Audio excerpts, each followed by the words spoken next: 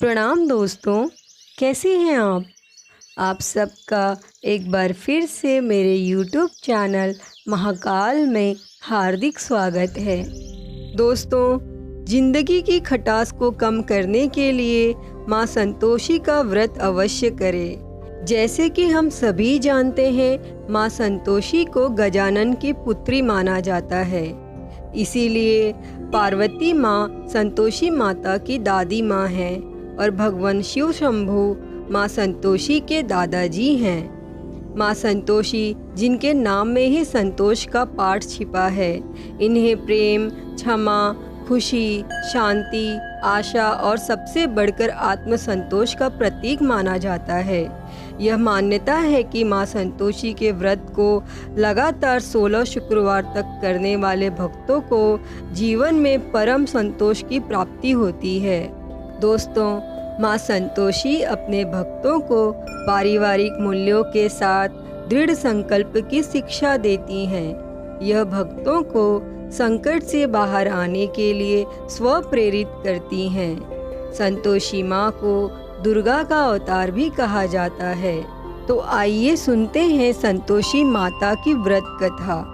तो आप सभी से विनम्र निवेदन है कि यह वीडियो अंत तक जरूर देखना। एक समय की बात है, एक वृद्ध स्त्री का एक ही पुत्र था। विवाह के बाद वृद्ध स्त्री अपने सुशील बहू से घर का पूरा कार्य करवाती, लेकिन ठीक से उसे भोजन भी नहीं देती। पुत्र यह सब देखकर चुप रहता। बहू दिन भर उपले थेपती, चूल्हा चौका करती, बर्तन कपड़ों के बीच दिन बीत जाता, लेकिन सास का व्यवहार ना बदला। इसी समय वृद्ध स्त्री का पुत्र काम के कारण परदेश चला गया। पुत्र के जाने के बाद सास का व्यवहार बहू के प्रति और भी क्रूर हो गया। एक बार बहू मंदिर गई तो उसने देखा कि बहुत सी स्त्रियां संतोषी माँ का व्रत कर रही थी। बहू ने स्त्रियों से व्रत की जानकारी ली। स्त्रियों ने बताया कि शुक्रवार को नहा धोकर एक लोटे में शुद्ध जल लेना, गुड़ चने का प्रसाद लेना, सच्चे मन से माँ का पूजन करना, खटाई भूल कर भी ना खाना। व्रत का विधान सुन बहू संयम से व्रत करने लगी। बहू हर शुक्रवार माँ से प्रार्थना करती कि माँ, जब पति के दर्शन होंगे मैं अपने व्रत का उद्यापन करूँगी। अब एक रात संतोषी माँ ने उसके पति के स्वप्न में दर्शन देकर घर जाने का आदेश दिया। तो पति ने कहा, सेठ का सारा सामान अभी बिका नहीं है, रुपया भी नहीं आया। माँ की कृपा से अगले ही दिन सेठ का सारा सामान बिक गया तो सेठ ने भी पति को घर जाने की इजाज़त दे दी। घर आकर पुत्र ने अपनी माँ और पत्नी के हाथ में काफ़ी रुपए रखे। पत्नी ने कहा, यह सब संतोषी माँ की कृपा का फल है, मुझे अब उनका उद्यापन करना है। बहू ने सभी को न्योता दे उद्यापन की तैयारी की, लेकिन पड़ोस की एक स्त्री बहू के सुख से ईर्ष्या करने लगी। उसने अपने बच्चों को सिखाया कि तुम भोजन के समय खटाई ज़रूर मांगना। उद्यापन के भोजन के समय बच्चे खटाई के लिए मचलने लगे तो बहू ने उन्हें पैसा देकर बहलाने की कोशिश की।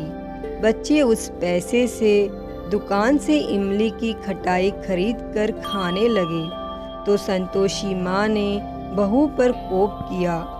उसके बाद फिर राजा के दूत उसके पति को पकड़कर ले जाने लगे तो एक अन्य भक्त स्त्री ने बहू को बच्चों द्वारा खटाई खाने की बात बताई तो बहू तुरंत ही माँ के शरण में गई और माँ के सामने प्रण किया कि वह अगले शुक्रवार फिर से उद्यापन करेगी। यदि पति ना आया तो भूखे रहकर अपनी जान दे देगी। संकल्प के बाद वो मंदिर से निकली तो राह में पति आता हुआ दिखाई दिया। पति बोला, इतना धन कमाया है इसीलिए राजा ने कर के लिए बुलाया था, वह मैंने चुका दिया। फिर अगले शुक्रवार बहू ने पूरे विधि विधान से व्रत का उद्यापन किया। इससे संतोषी माँ प्रसन्न हुई और 9 माह के बाद उनके घर एक सुंदर और स्वस्थ बच्चा हुआ। अब सास, बहू, बेटा और बच्चा खुशी खुशी संतोषपूर्वक रहने लगे। हे संतोषी माता, जैसी कृपा आपने उस वृद्ध स्त्री की बहू पर की, वैसी ही कृपा इस कथा को कहते, सुनते और हुंकारा भरते पर करना। जय संतोषी माता। दोस्तों, अगर आप लोगों को मेरी ये वीडियो अच्छी लगी हो तो प्लीज़ लाइक करें, शेयर करें, कमेंट करें और मेरे चैनल को सब्सक्राइब कर नोटिफिकेशन बेल को ज़रूर ऑन करें। हर हर महादेव। धन्यवाद।